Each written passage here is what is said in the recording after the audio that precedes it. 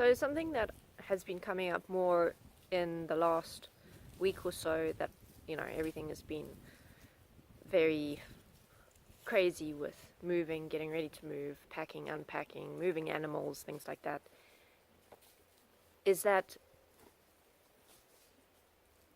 obviously when an animal is unsure of something, or if they're worried, or if they're confused, then they're going to try and protect themselves because they don't know what our intentions are necessarily. So, or maybe they don't know what might happen.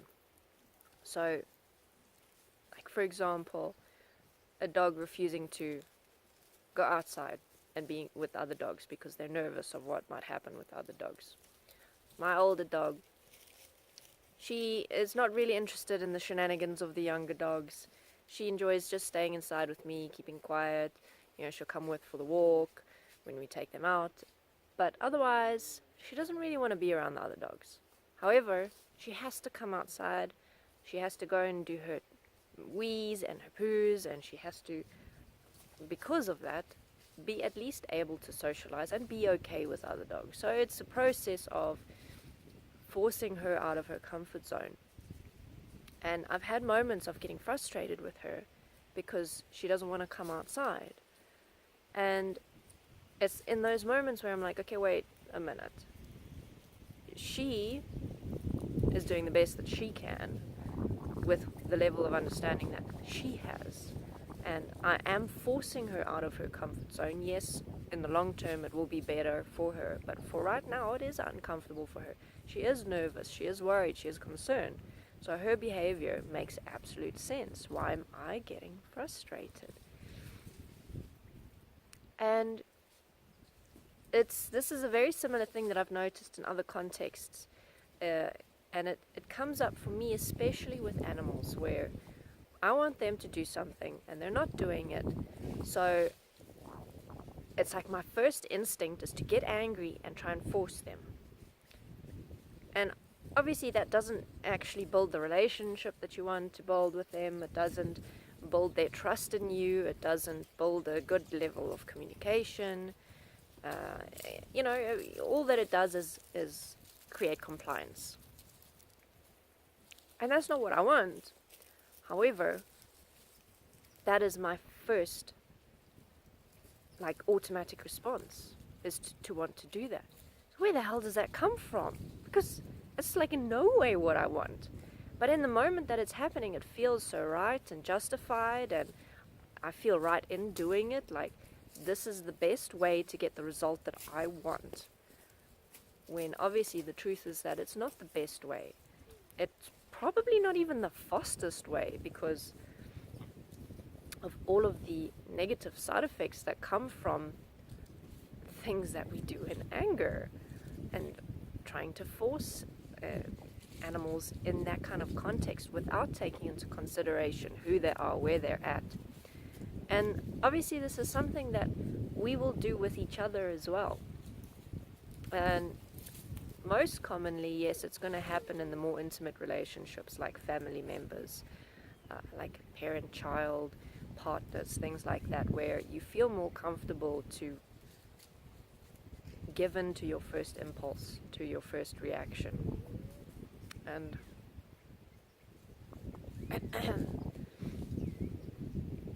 and it's in those moments where our true colors show. We are more free to be ourselves because we feel more comfortable to be ourselves, because we're in a kind of a safe space. So it's in those moments where that anger will come up, that frustration. And yes, it doesn't make sense in terms of it's not really ever the best way to get anything done.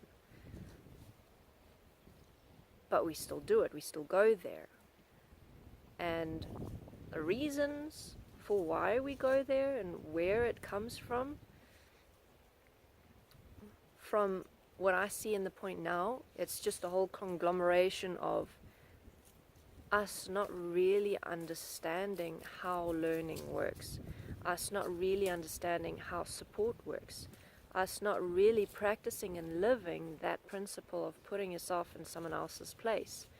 Because when you place yourself in someone else's shoes, and you can see through their eyes and experience through their inner experiences what's happening, then you wouldn't be forcing yourself on them in that way, in that anger.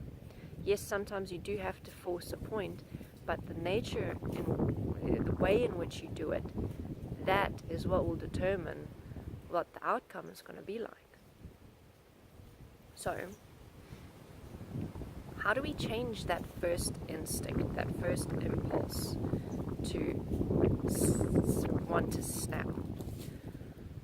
What I've been doing is, like I mentioned earlier, in the moment that it's happening, I kind of snap myself out of it and say, okay, wait a minute, what's going on? Is this what I want? Is this really how I want to be doing this? Why am I angry? Who am I angry with? Am I really frustrated with the dog? Or am I frustrated with myself for some reason? That step of checking yourself, of bringing the point back to self, is always the most important, because even if it's not like necessarily something that you're acting out towards someone else, like a personal issue like feeling guilty or something like that, making a habit of checking will develop that kind of relationship with yourself where you're always willing to be humble, you're always willing to be honest with yourself, you're always willing to face yourself regardless of what you might find, so that you can learn from it and change it. So in that moment, it's like when I realize that awareness comes of, okay, this is where I'm at now, I'm feeling angry, I'm feeling frustrated, and I'm about to take it out. Sorry, just had an altercation with the horse, between a horse and a dog. And I'm about to take it out on something or someone else.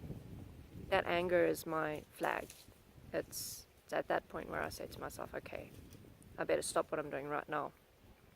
I better check myself and not do anything while I'm in this state, because I'm just going to regret my actions. Even if it turns out okay, I'm going to regret the way in which I did it, because I don't want to be doing things out of anger and frustration and resentment. That's not who I want to be. So, once I've checked myself and seen really clearly, okay, what is happening, then I look at, okay, I can release that point now and decide, how do I want to do this? What approach can I take? Let me place myself in this being's shoes and see, okay, what can I try that might be most supportive for them in terms of who they are, where they are, their history, and find the best way forward like that. Really practicing that point of putting yourself in someone else's position, because it is difficult. You know, a lot of the time we don't have the context for what someone else might be feeling or thinking or experiencing. Sometimes we have to kind of feel our way through the dark, and in that sometimes you make mistakes, but you know, it's being willing to learn from those mistakes and do better next time. That yes, it may take time, but eventually you will build the kind of relationship that you want, the kind of supportive dynamic that you want, and the level of trust and mutual respect that is nice to have in any relationship.